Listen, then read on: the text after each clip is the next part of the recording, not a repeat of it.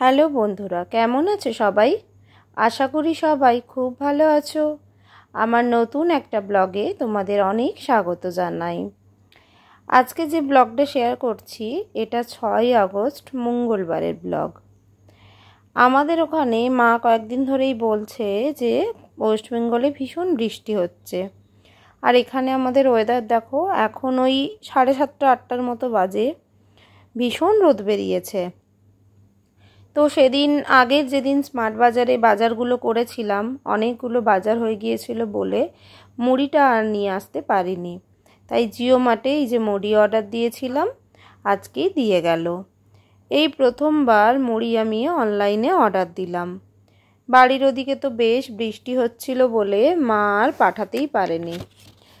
তো কেননা 10 থেকে 12 দিন প্রায় সময় লেগে যায় মুড়িটা আসতে। এবার অতটা মুড়ি যদি খারাপ হয়ে যায় একসাথে, তাই বললাম থাক, কয়েকদিন বাদে পাঠিও, এখানেই যেরকম মুড়ি পাওয়া যায় সেরকমই না হলে কিনে নেব। আর একটু লঙ্কার চপ ভাজছি, ওটা দিয়েই মুড়ি খাবো আজ। কারণ তাড়াতাড়ি একটু রান্না করে রেস্ট নিয়ে 5টা 5:30টার দিকে তো আবার হসপিটালে যাব, আজকেই অ্যাডমিট হতে হবে, কাল অপারেশন হবে। তাই আর সকালবেলা বেশি ঝামেলা কিছু আর করছি না।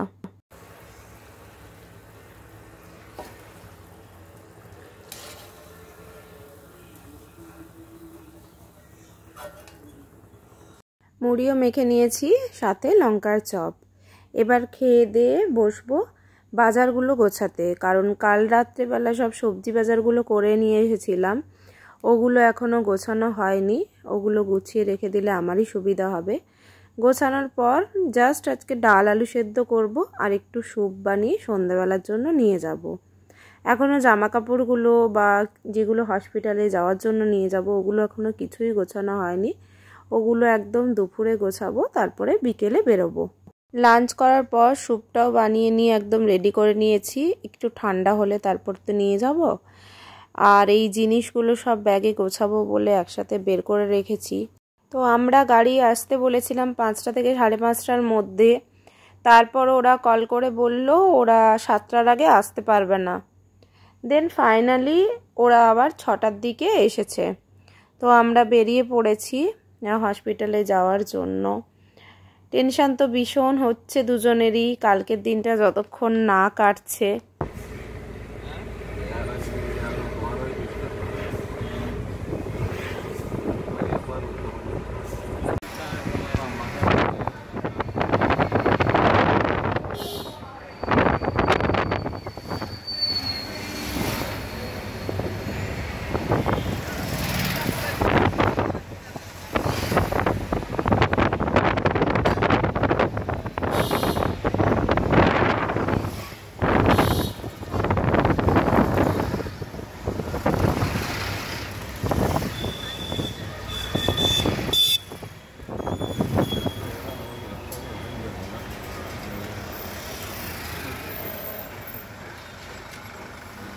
হসপিটালে পৌঁছেই প্রথমে তো ওদের ওপিডি কার্ডটা কালেক্ট করতে হয়।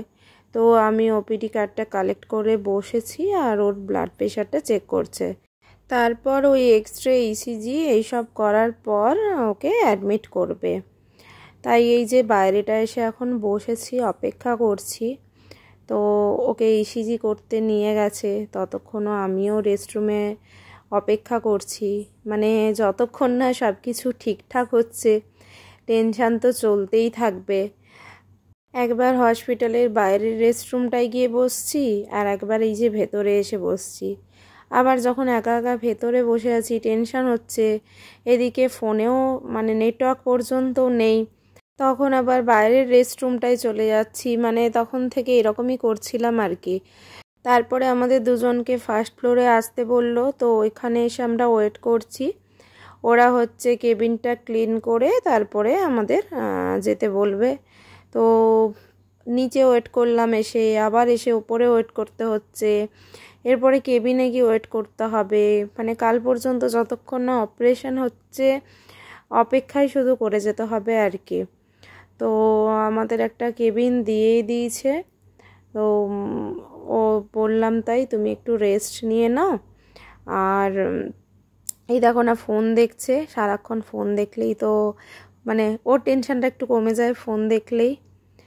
তো চলো ঠিক আছে, আমরা একটু কথা বলে নিই নিজেরা, আমরা ডিনারও করে নিই, আবার কালকে তোমাদের সাথে দেখা হবে, তারপরে কি হলো তোমাদেরকে সব জানাবো। তোমরা সবাই খুব ভালো থেকো, সুস্থ থেকো, সাবধানে থেকো। বাই, আজকের মতো টাটা।